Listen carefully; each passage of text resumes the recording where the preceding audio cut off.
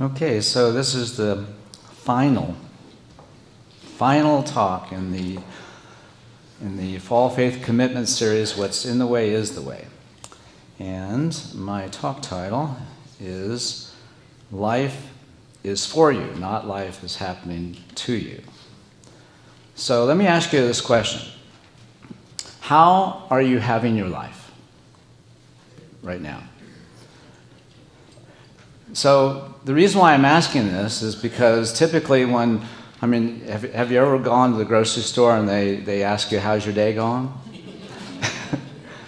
Well, it goes the way you make it go. It goes the way you have it, right?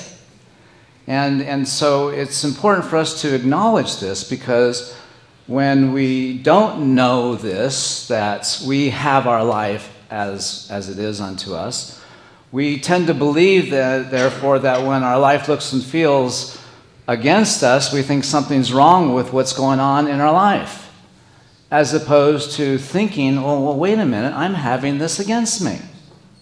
And that's the problem, because life is for us, always.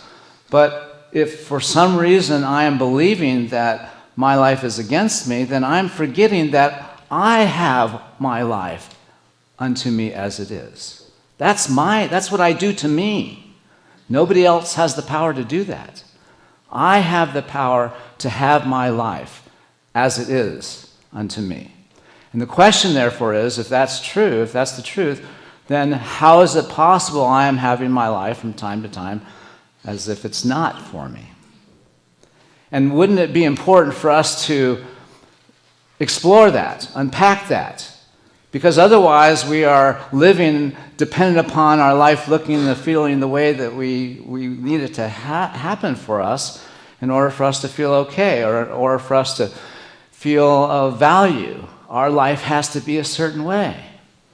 But when we recognize that, no, wait a minute, we've been conditioned to look outside of ourselves for evidence of our worth, evidence of our well-being. We're conditioned to source our discomfort outside of ourselves, to source our well-being outside of ourselves. When the reality is that no, we have the power to have our life as unto us as we wish. And so if that's the truth, then how is it that we sometimes have our life as if it's happening to us or against us?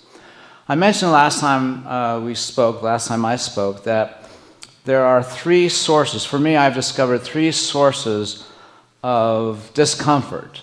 And whenever we're feeling some kind of discomfort, and as I mentioned, when we source that discomfort outside of ourselves, we're living as if our life is happening to us.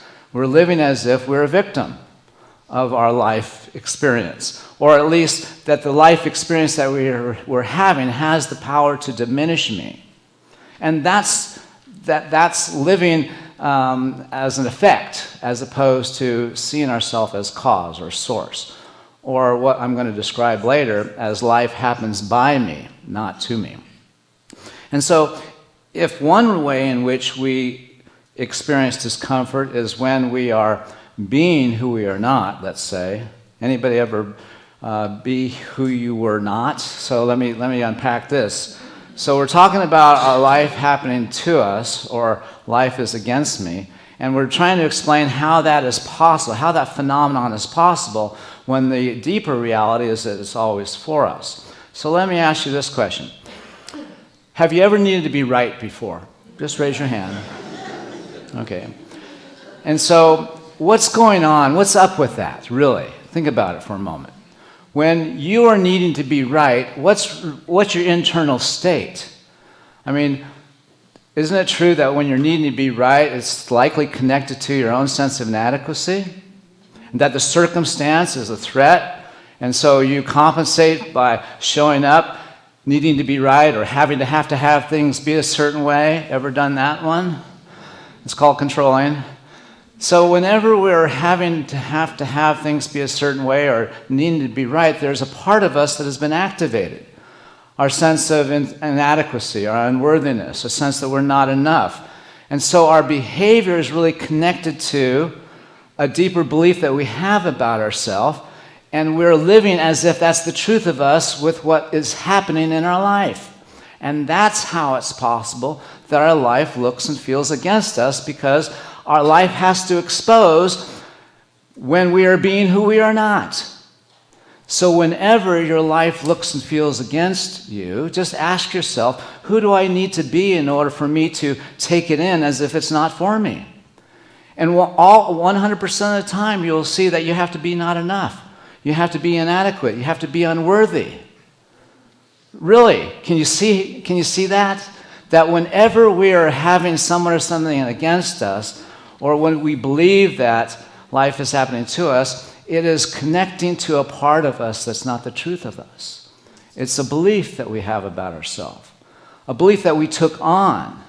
And so therefore, if we're being with what we're having out of some belief that's not the truth of us, then we're being with what we're having out of who we are not, instead of who we truly are. And so if our way of being with what's happening in our life causes us to have our life against us, well, then the problem is how we're being with life, not the life situation.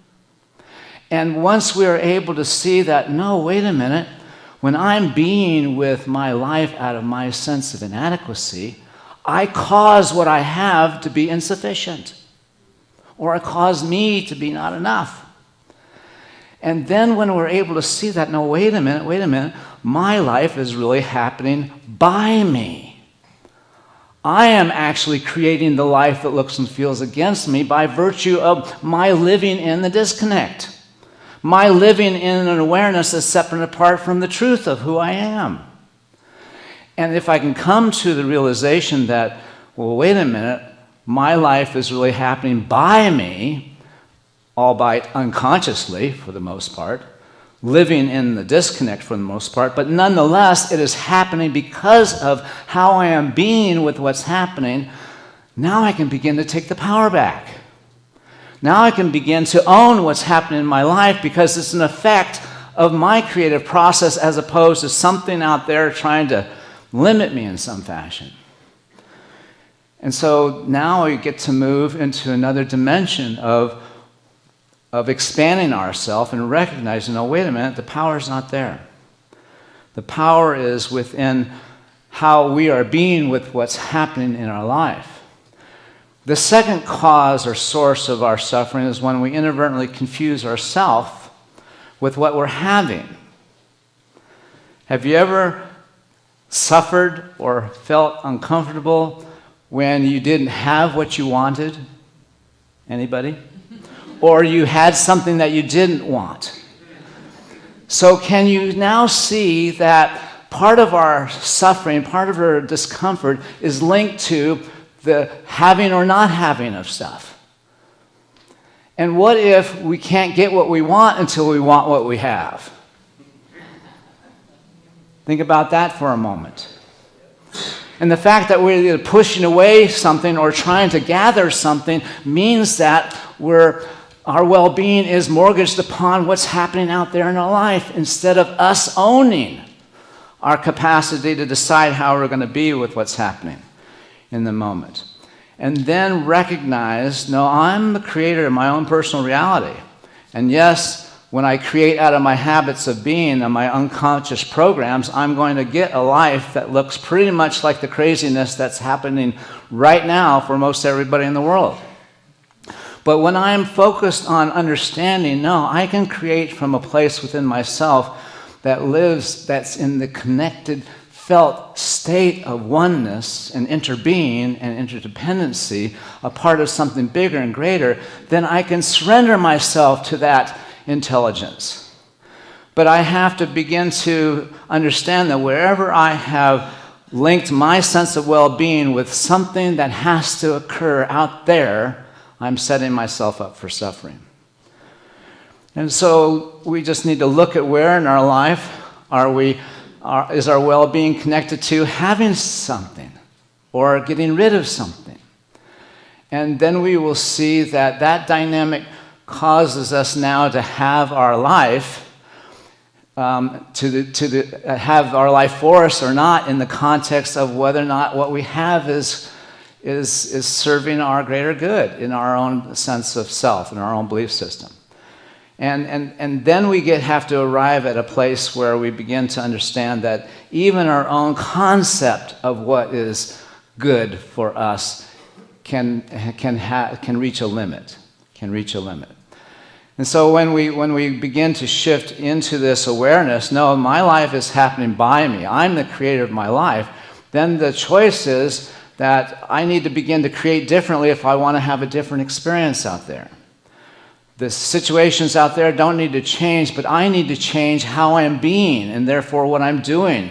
The kinds of habits that define me, I have to examine those so that I'm showing up energetically, being somebody that is not tied to the old self that lives in a conditioned belief that life is sometimes against him.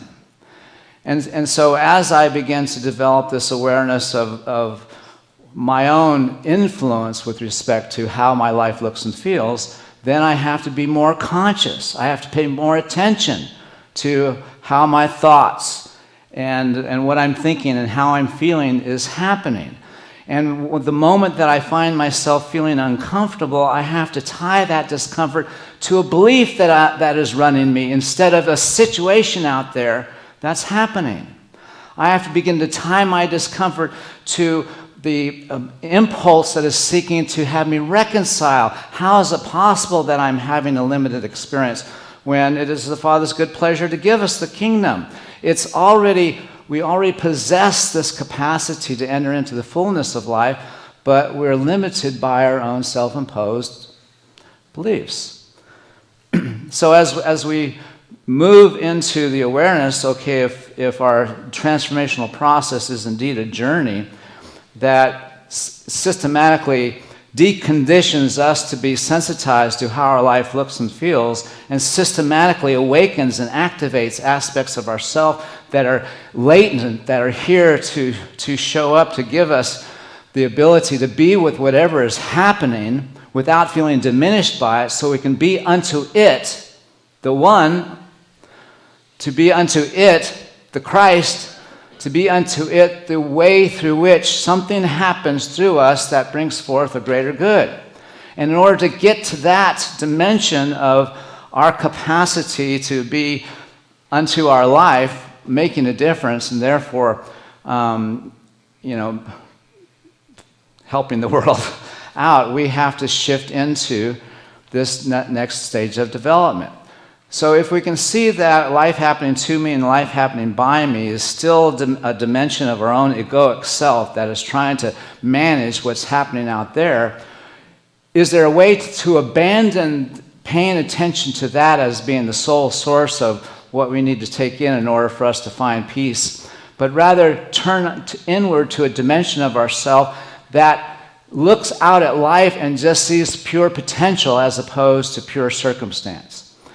And so as we move into that dimension of really owning a life that is always for us, and how can we live in that mindset that whenever we have an uncomfortable experience, it's just a reminder that there's a part of us that has slipped into the disconnect and there's nothing to fix. It's something to recover, something to reboot within ourselves.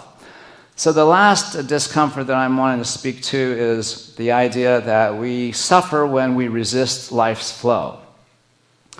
And so can you think of when you might have had some discomfort when you have resisted life's flow? And so in this context, we're looking at life happens through me.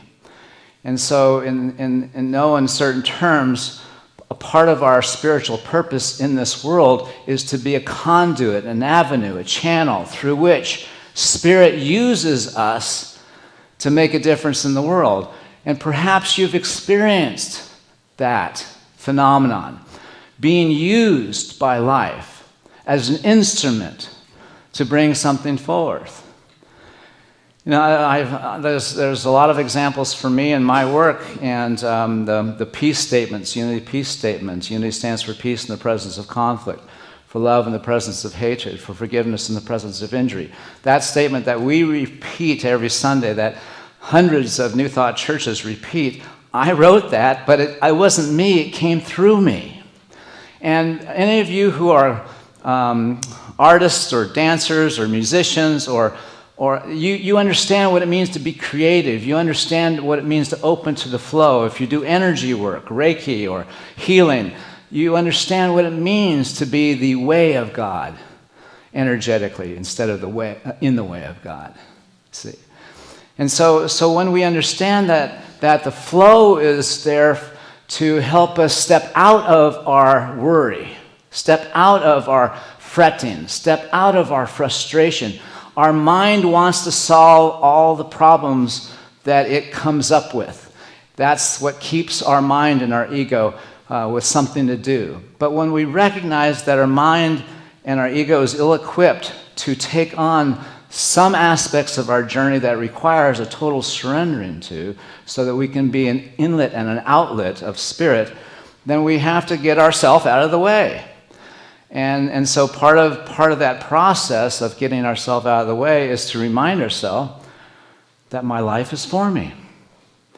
And it's for me whether I know it or not, whether I see it or not. I can just trust it. But what I have to do is I have to step out of the way in order for the flow to happen. Finally, there's this whole dimension of life happening as me. And so I'm wanting all of us to understand that we have each had this experience already.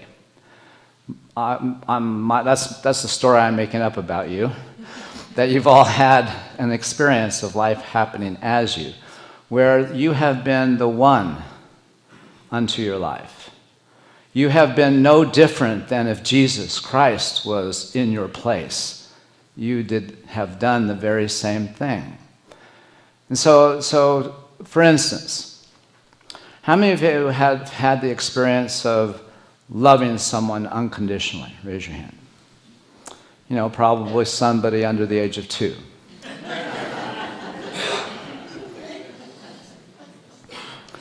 And what did it feel like to be in that role of loving unconditionally? And so we can describe a feeling of absolute total connection, of love, of appreciation. And as we imagine a young child in the receiving of that experience of your love, it doesn't get any better than that moment. In other words, you can take yourself out and put Jesus Christ in it. It doesn't get any better. When we're the avenue, the conduit, when we be that love unto what is before us, it is no different than the presence of God incarnate.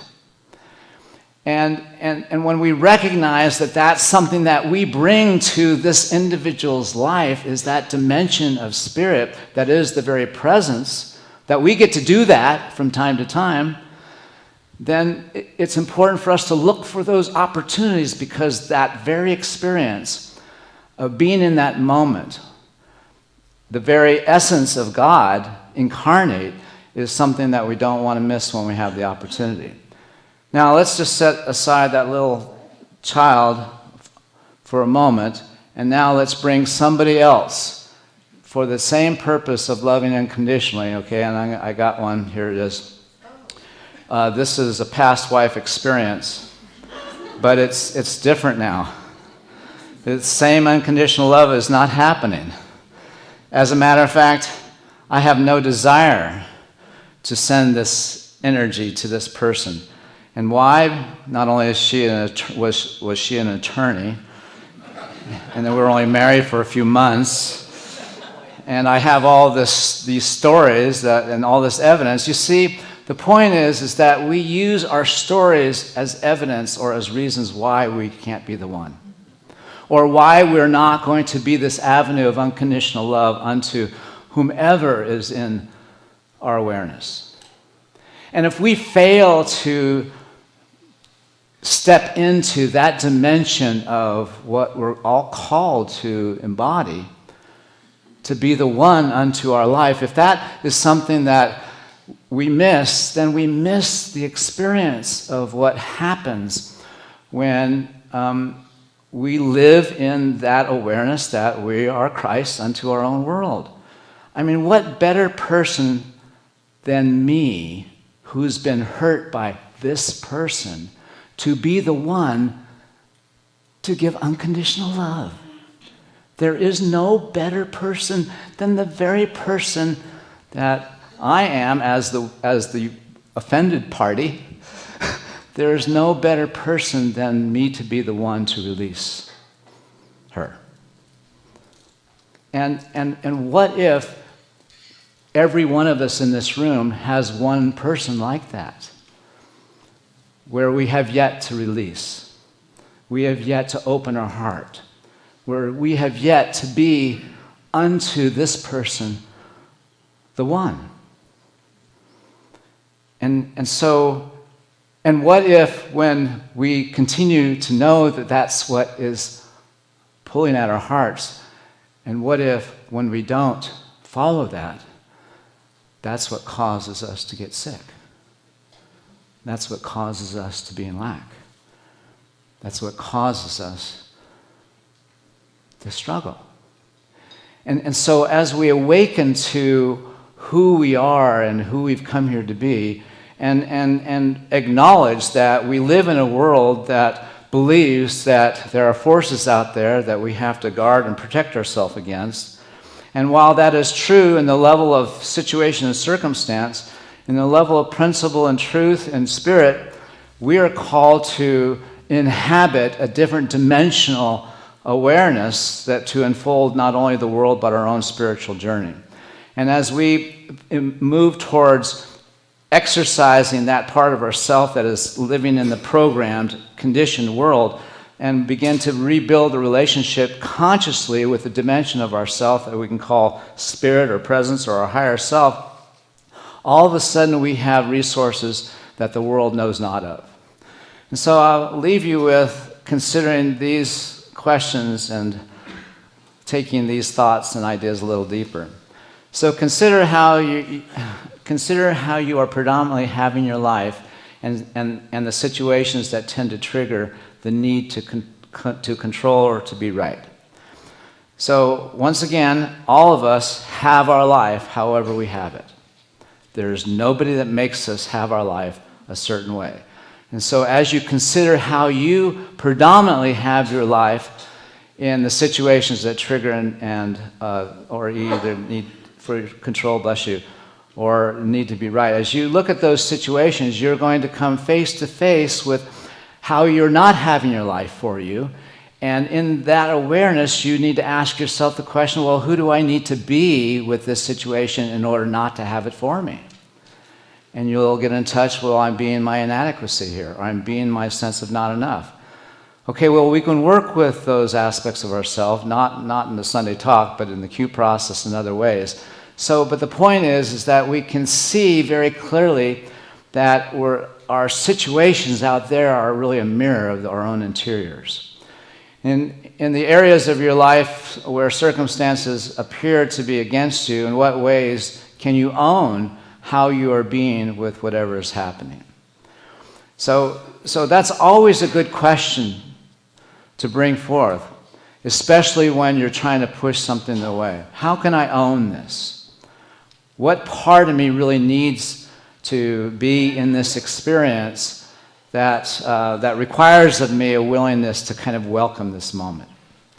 Now, obviously, if it's an abusive situation, that's not what we're talking about. We're talking about the things that bug us psychologically, not the things that are physical dangers to us. And then finally, or next, identify 3 areas of your life where you are willing to go with the flow. I should read what I can see as opposed to try to find it back there. And then share an example of life happening as you. So in conclusion, for the sake of wrapping up the series, Mary O'Malley wants us to make friends with whatever's in our way. And why? Because what's in the way is the way. That's right. Okay, and so as we recognize that our own discomfort, Jane mentioned about wherever you're tight, everything in us is trying to get our attention to wake us up. And as we recognize that there's nothing against me, And yes, I've been conditioned to believe that, but when I really work with principle and really draw myself into a community that can support this process, you can make progress. You can get to a place where life is not a struggle. And I got to tell you, this is what's happening for us. And we just really want all of us to experience this together. So life is happening for us. God bless. Thank you.